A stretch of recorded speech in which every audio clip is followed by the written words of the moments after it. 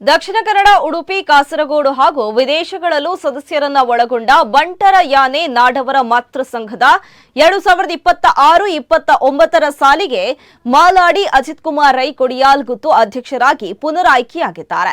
ಮುಂದಿನ ದಿನಗಳಲ್ಲಿ ಸಂಘದ ಮಹತ್ವಾಕಾಂಕ್ಷೆ ಯೋಜನೆಯಾದ ಶತಮಾನೋತ್ಸವ ಕಟ್ಟಡ ಸಂಕೀರ್ಣ ವಿಶ್ವವ್ಯಾಪಿ ಸಮಾಜ ಬಾಂಧವರನ್ನ ಒಂದೇ ಸೂರಿನಡಿ ತರಬಯಸುವ ಆರ್ಥಿಕ, ಸಾಮಾಜಿಕ, ಶೈಕ್ಷಣಿಕ ಸಮೀಕ್ಷೆಯನ್ನ ಕೈಗೊಳ್ಳುವುದು ಹಾಗೂ ಸಮಾಜದ ಸರ್ವತೋಮುಖ ಅಭಿವೃದ್ಧಿಗೆ ಶ್ರಮಿಸುವೆ ಎಂದು ಕೆ ಅಜಿತ್ ಕುಮಾರ್ ರೈ ಹೇಳಿದ್ದಾರೆ. ಮುಖ್ಯ ಚುನಾವಣಾಧಿಕಾರಿಯಾಗಿ ಕರ್ತವ್ಯ ನಿರ್ವಹಿಸಿದ ವಕೀಲರಾದ ಉಮೇಶ್ ಶೆಟ್ಟಿ ಶೆಡ್ಡೆ ಹೊಸಲಕ್ಕೆ ಅವರು ಅಧ್ಯಕ್ಷರ ಅವಿರೋಧ ಆಯ್ಕೆಯನ್ನು ಘೋಷಿಸಿದ್ದಾರೆ.